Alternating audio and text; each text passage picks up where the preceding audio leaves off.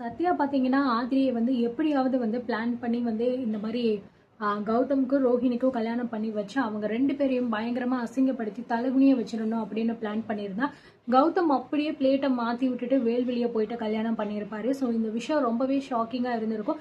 ஏன்னா ஆரம்பத்துல இருந்தே சத்யா சொன்ன ஒவ்வொரு வார்த்தைகளையுமே கரெக்ட்டா வந்து அவன் ஃபாலோ பண்ணியிருப்பான். ஸோ கடைசி நேரத்துல இப்படி ஒரு ட்விஸ்ட்ட வந்து பண்ணிட்டு போயிருப்பான். ஸோ நான் கூட வந்து இவங்க 2 பேருக்கும் கல்யாணம் ஆகி இது ரொம்ப பெரிய பிரச்சனையா மாறிடுமோன்னு நினைச்சுக்கிட்டு இருந்தேன். ஆனா கடைசியில வந்து இந்த அந்த பையன் வந்து அப்படியே வந்து பிளேட்டை மாத்தி விட்டுட்டு அப்படியே அவளை எங்கேயோ வந்து உட்கார வச்சுட்டு போயிட்டு வேல்வெளிய கோயில்ல நின்று வந்து கல்யாணம் பண்ணிக்கிட்டாங்க. ஸோ அது மட்டும் கிடையாது, இந்த பக்கம் நம்ம ரோஹிணி வந்து கௌதம தான் வந்து கல்யாணம் பண்ணிப்பேன் அப்படின்னு ரொம்பவே அடம்பிடிச்சு நின்னதுனால ஸோ ரொம்பவே கஷ்டப்பட்ட ஆதிரை வந்து சொல்லி புரிய வச்சிருக்காங்க. அது மட்டும் கிடையாது, கல்யாணமாக்கி கரெக்டா அந்த கோயிலுக்கு வந்து பாத்தீங்கன்னா வேல்விழி அதுக்கப்புறம் கௌதம் 2 பேருமே சேர்ந்து வரதை பார்த்து நம்ம ரோஹிணி பயங்கரமா வந்து ஷாக் ஆகுறாங்க. என்னடா இவன் நம்மளை இப்படி ஏமாத்திட்டானே, இவன் வருவானே, நம்ம வந்து இவ்வளவு தூரம் விடாப்படியா இருந்தா இவன் இப்படி பண்ணிட்டானே அப்படின்னு பயங்கரமா ஷாக்கிங் ஆகுறாங்க. அது மட்டும் இல்லாம அவன் அப்படியே பார்த்தும் பார்க்காத மாதிரி வந்து போய்கிட்டே இருக்காங்க. ஸோ இதனால நமக்கு வேற வழி இல்லை. இப்போ நம்ம வந்து குமரகுருவை கல்யாணம் பண்ணி தான் ஆகணும்னு நினைச்சிட்டு ஒரு வழியா வந்து எல்லாருடைய நிலைமையும் யோசிச்சு பார்த்துட்டு குமரகுருவை கல்யாணமும் வந்து பண்ணிக்கிறாங்க. ஸோ இதனால வீட்டில் இருக்கிற எல்லாருக்குமே பயங்கரமா வந்து ஹாப்பியா தான் இருக்கு. அதுவும் குமரகுரு ஃபேமிலியில இருக்கிறவங்களும் ஓகே அப்படின்னு சொல்லிட்டு புரிஞ்சுக்கிட்டாங்க. ஏன்னா வந்து ஆதிரை ரொம்பவே வந்து பேசியிருப்பாங்க ஃபீல் பண்ணி. பிளஸ் பாத்தீங்கன்னா குமரகுரு காலில் விழுந்து வந்து மன்னிப்பு கேட்டிருப்பாங்க. அதனால வந்து ஓகே அப்படின்னு ஏத்துக்கிட்ட கல்யாணமும் வந்து நல்லபடியா முடிஞ்சிருக்கும். ஆனா நம்ம பிரபுனால பாத்தீங்கன்னா நடக்கிற விஷயங்கள் எதையுமே வந்து அக்செப்ட் பண்ணிக்கவே முடியல. ரொம்பவே அவர் டவுன் ஆகி போகி ஸோ என்னடா நடக்குது இங்க, நம்ம தங்கச்சி இப்படி ஒரு விஷயத்த வந்து பண்ணியிருக்கா, நமக்காக வந்து அவ இது கூட வந்து பண்ணலையே அப்படின்னு பயங்கரமா உடைஞ்சு போயிட்டு வந்து உட்காந்துக்கிட்டு இருக்காரு.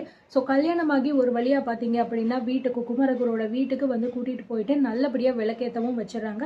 எல்லாருமே வீட்டுல இருக்கிறவங்க ரொம்பவே வந்து ஹாப்பியா இருக்காங்க. ஆனா சத்யாவுக்கும் அவங்களுடைய அத்தைக்கும் பாத்தீங்கன்னா வயிறு பயங்கரமா கபகபடி எரிஞ்சுக்கிட்டு இருக்கு. என்னடா இது, நம்ம ஒண்ணு பிளான் பண்ணா இதுவும் ஒண்ணு நல்லபடியா நடந்துகிட்டு இருக்கே அப்படின்னு சொல்லிட்டு ஸோ அவங்க 2 பேரும் வெளியில வந்து பேசிக்கிட்டு இருக்காங்க. என்ன நடக்குது இங்க கண்ணு, எனக்கு ஒன்றும் புரியல.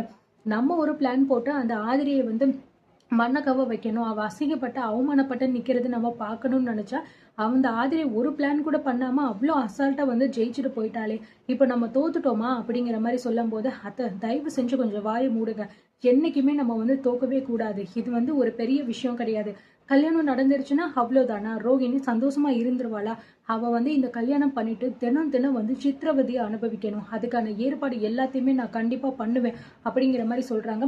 ஆமா கண்ணு, நீ சொல்றது சரிதான், கண்டிப்பா வந்து இவளை நல்லபடியா நம்ம வாழ விடவே கூடாது, நிச்சயமா ஏதாவது ஒரு பிரச்சனையை இவளுக்கு நம்ம கொடுத்துக்கிட்டே இருக்கணும்.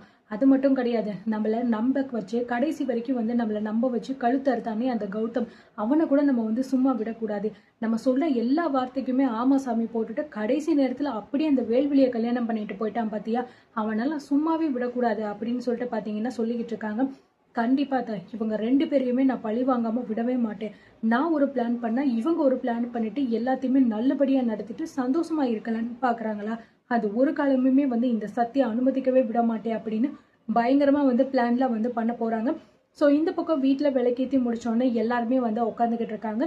ஸோ மாப்பிள்ளை வீட்டில இருந்து வந்து ஏதாவது நீங்க டீ காஃபி குடிக்கிறீங்களா இல்லை ஜூஸ் குடிக்கிறீங்களான்னு கேட்கும்போது ஆதிரை உடனே எந்திரிச்சு வந்து சொல்றாங்க, நீங்க பாருங்கக்கா, நீங்க வந்து ரொம்ப பெரிய விஷயம் வந்து பண்ணியிருக்கீங்க, இவ்வளோ விஷயமுமே நடந்து கூட நீங்க எங்க வீட்டு பொண்ணை ஏத்துக்கிட்டு இருக்கீங்க, அதுக்கு முதல்ல நாங்க தான் உங்களுக்கு வந்து நன்றி கடன் பட்டிருக்கோம், தயவு செஞ்சு நடந்த எல்லா விஷயத்தையுமே நீங்க மறந்துட்டு எங்களை மன்னிச்சிருங்க அப்படிங்கிற மாதிரி ஆதிரை சொல்றாங்க.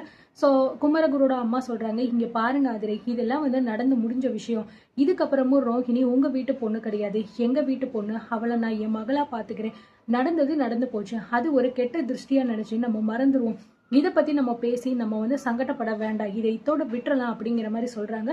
ஸோ எல்லாருக்குமே ரொம்பவே நிம்மதியா இருக்கு. அண்ட் பாத்தீங்கன்னா தில்லை பாத்தீங்கன்னா எந்திரிச்சு ரொம்பவே வந்து நன்றிமா, உங்களை பார்க்கும்போது எனக்கு இப்போ வந்து சாமி மாதிரி தான் தோணுது அப்படின்னு சொல்றாங்க.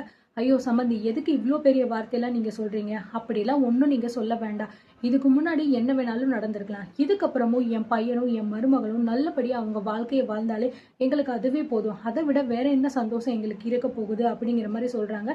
ஸோ இதனால வீட்டில் இருக்கிற எல்லாருமே பயங்கரமா வந்து ஹாப்பியா இருக்காங்க.